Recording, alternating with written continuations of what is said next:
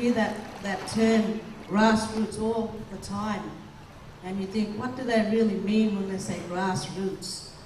I heard an old fellow speak about what grassroots meant to him, and he was talking about when you pull up the grass from his community, it brings everything up with it. The ground, the roots of that particular weed, and it goes a long way. It's not a shallow thing. It comes from deep within and where you belong. It's all about your identity. It's all about who you are. And it's all about your potential to be greater than who you can be. Always get a feeling of home coming back. Just amazing stuff. Brings back a lot of memories of growing up. I can see a lot of cars driving around. When I was growing up, there's hardly any cars. We only had tractors. You see a lot of four-wheel drives there going around now, eh?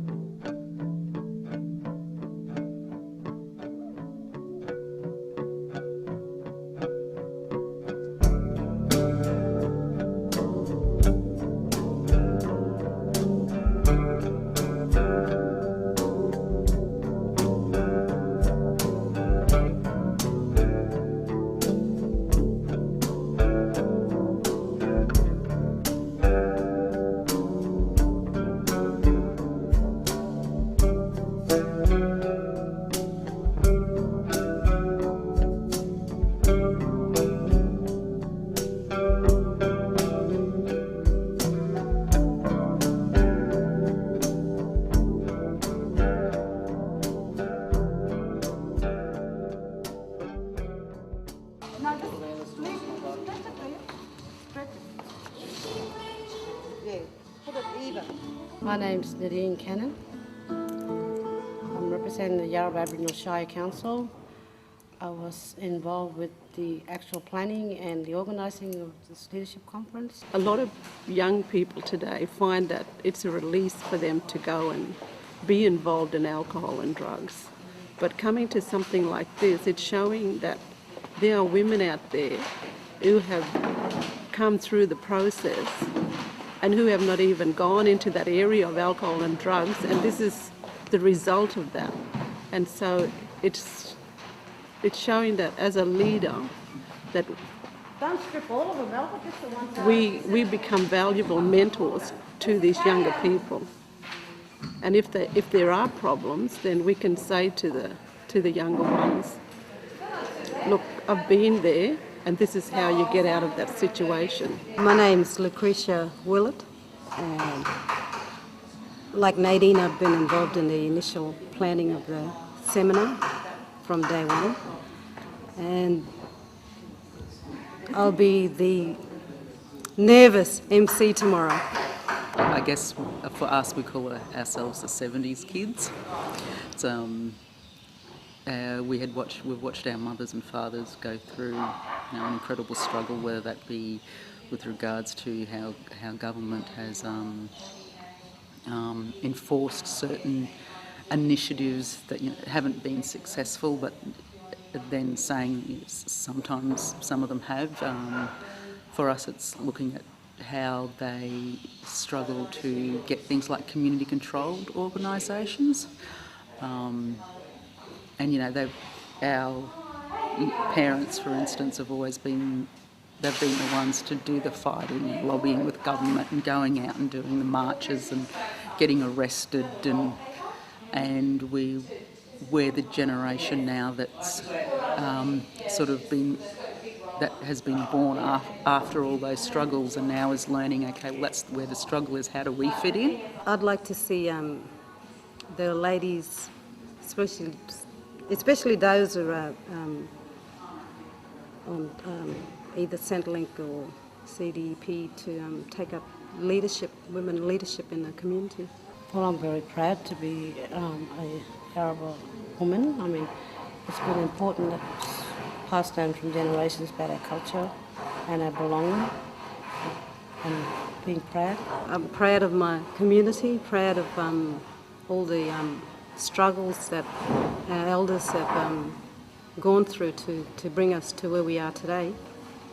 And ladies like Annie Flo, she's an inspiration to I guess, our girls in our era, because she's inspired us from where she's come from to where she is today. And out there, a lot of young ladies tomorrow will see that they can become what she's made of their life.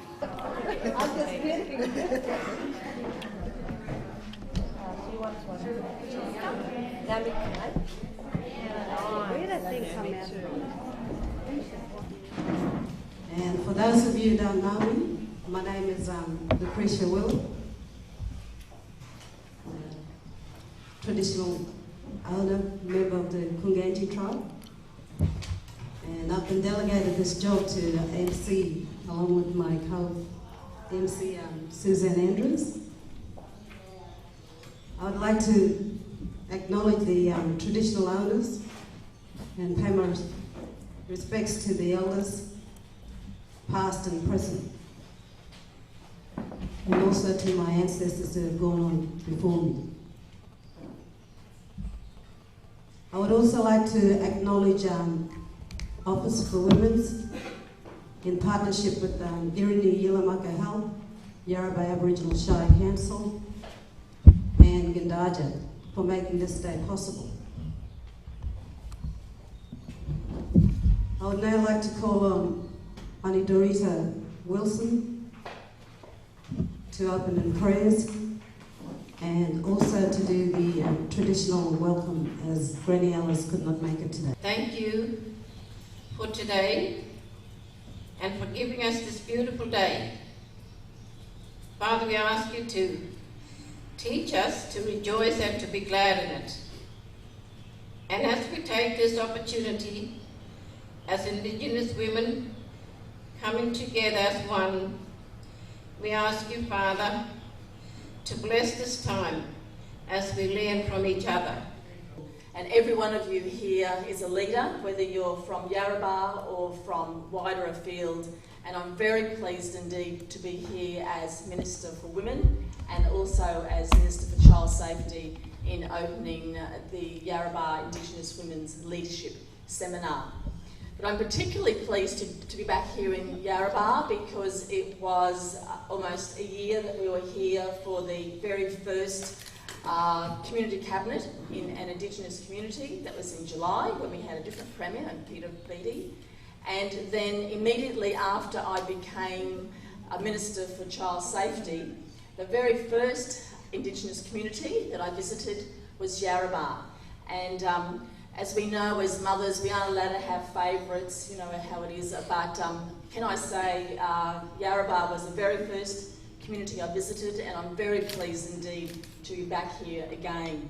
Today is an absolutely terrific opportunity for each and every one of you to develop your leadership skills. It's great to see the young women from the high school here, and I'm sure that you're going to get a lot out of today.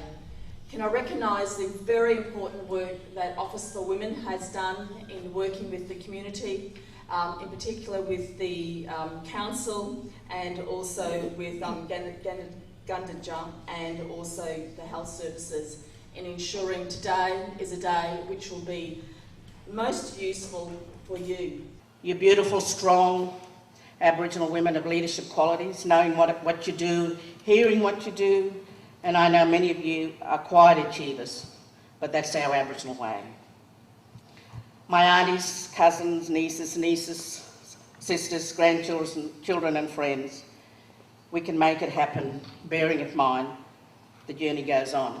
I was on the federal Indigenous Women's Leadership Program, the pilot program, about 4 years ago, and I met a beautiful woman from the Central Desert, and she gave me this card, and I keep this with me, and so I'll end on this note.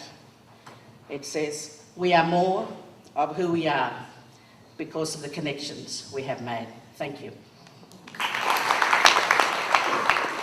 Because I'd be nervous about him using big words, you know.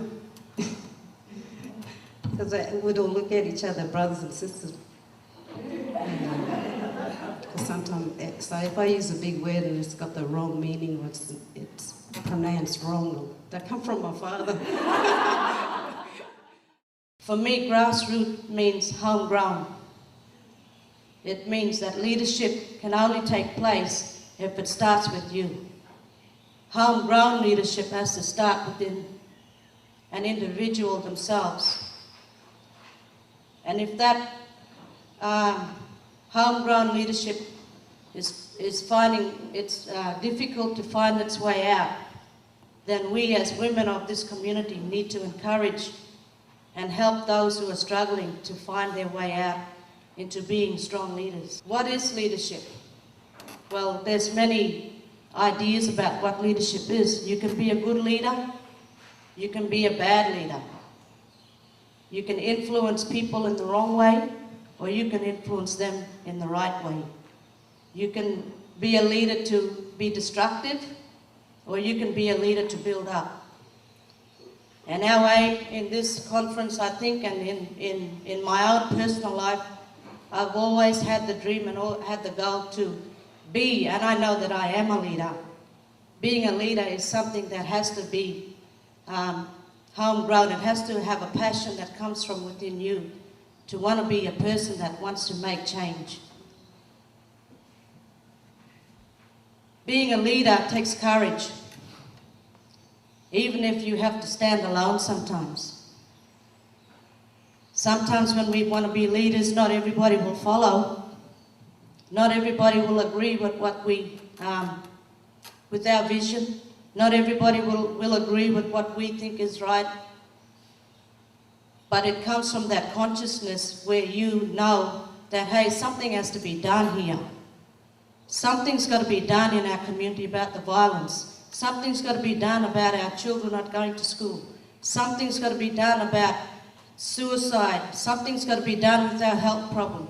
When you get that consciousness in yourself that comes from within here that says, I've got to do something about it, then you may be the only person that can do it at that time.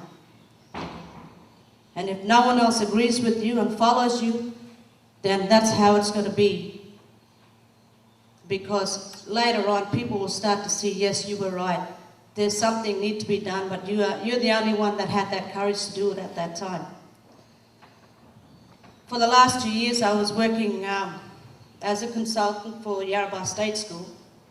I've been working as in the arts and education as a consultant now for, my business started actually 8 years ago, but it's only just been taken off in the last probably 4 years.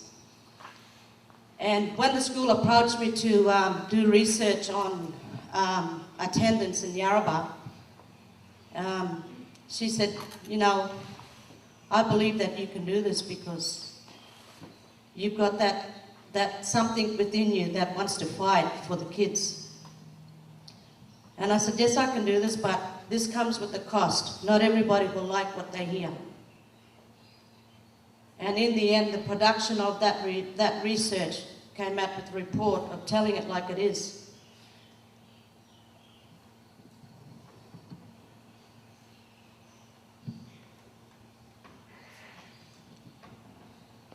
Because along with that leadership role, I also felt pain.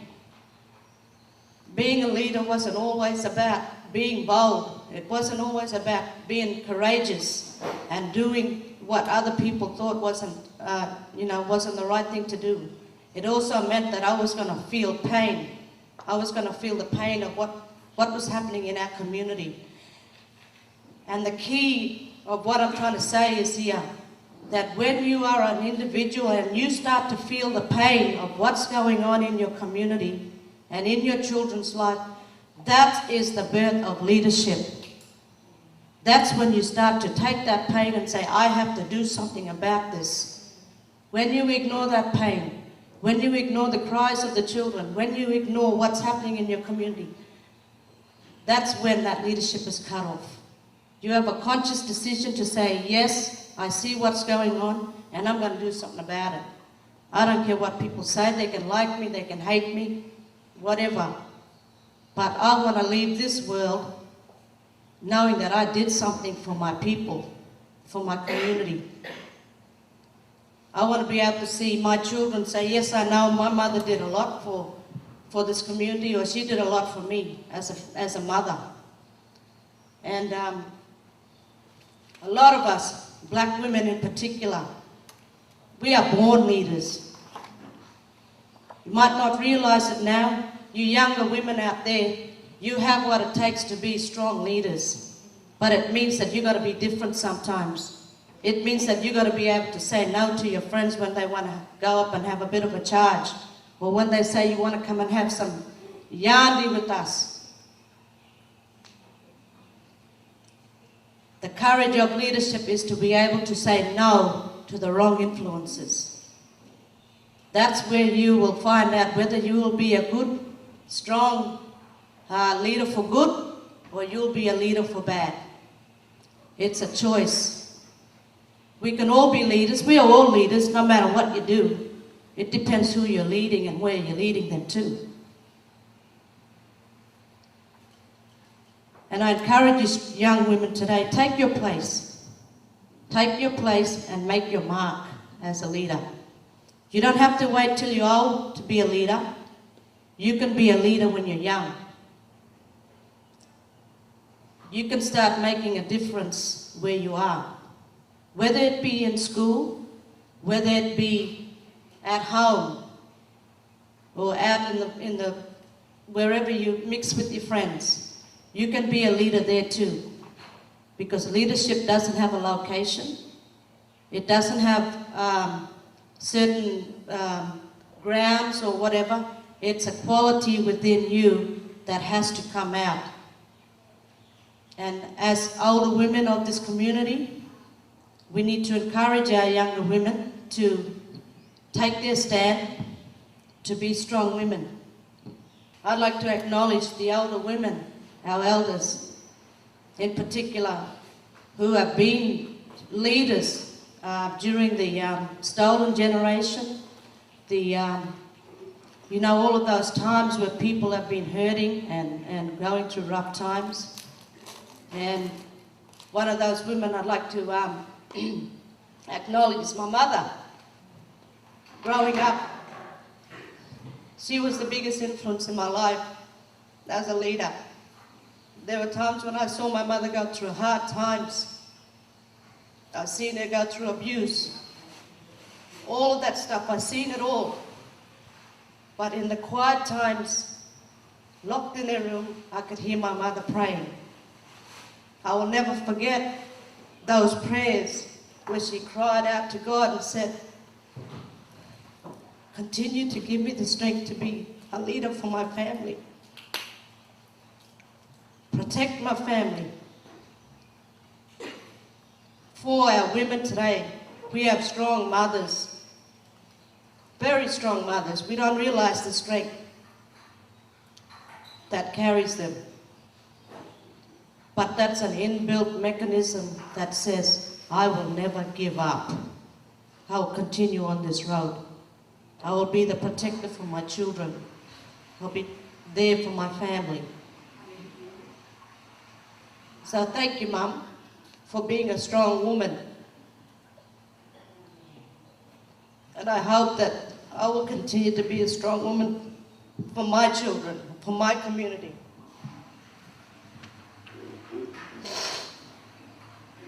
Just to end off,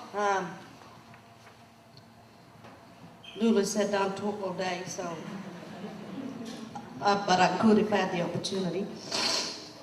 First of all, yes, I'd like to once again thank the Minister for coming today.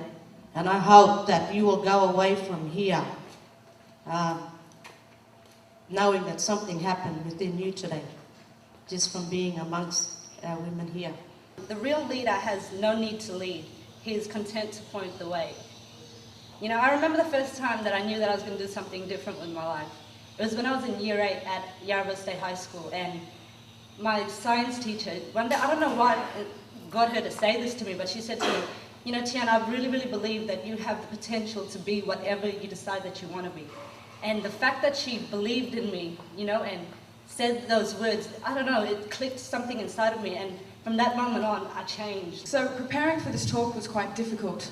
I started reminiscing about my times in Yarrabah growing up as I thought about how to define where it is that I come from. When I'm overseas and people say to me, "Where are you from?" it's generally just easier for me to say I'm from Australia, because if I go into the whole Yarrabah thing, it gets complicated and the conversation lasts much too long generally. So the question of where I come from can be fluid depending on who's asking me and where I'm being asked. A Māori or a Koori saying to me, "Where are you from?" is completely different to someone in Europe saying, "Where are you from?" They're generally saying, "What country are you from?" in both conversations, but it's a completely different thing. We've got to hear from 4 different women from all walks of life, but all from Yarrabah. Ani Flo, you achieve so much and you continue to achieve things even in your older life. And Albrina about leadership and, homegrown, you're definitely one of those from Yarrabah. And Tiana, you're a great inspiration to young people today. And Alicia, definitely a role model to achieve greater things in life, especially in the career sector. But it was clearly a lovely Saturday afternoon, and the lake was behind them, and they were sitting on this bench. And when I look at the photo, the trust and love between them was absolutely palpable. And I thought about how it can take a lifetime to develop trust, or it can take a moment. Beautiful girl, beautiful girl,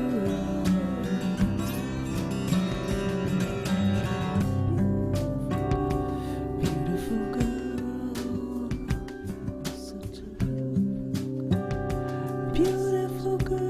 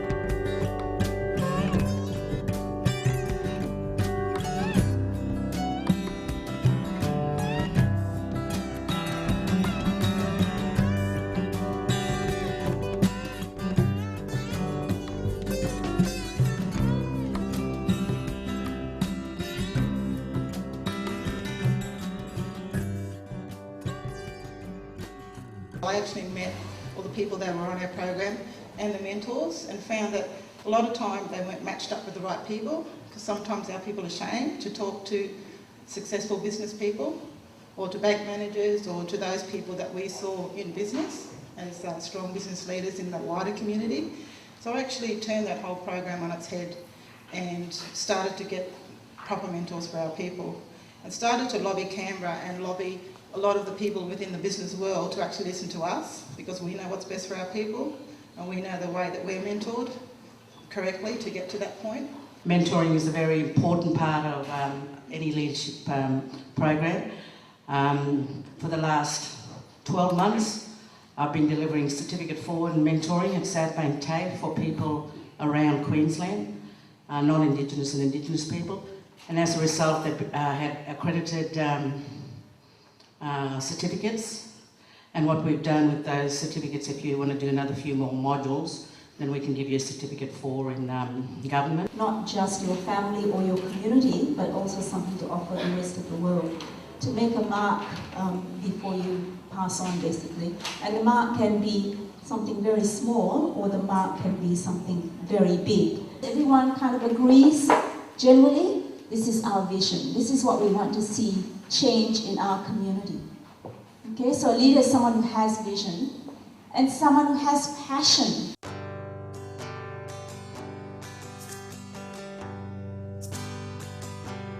Just a touch away,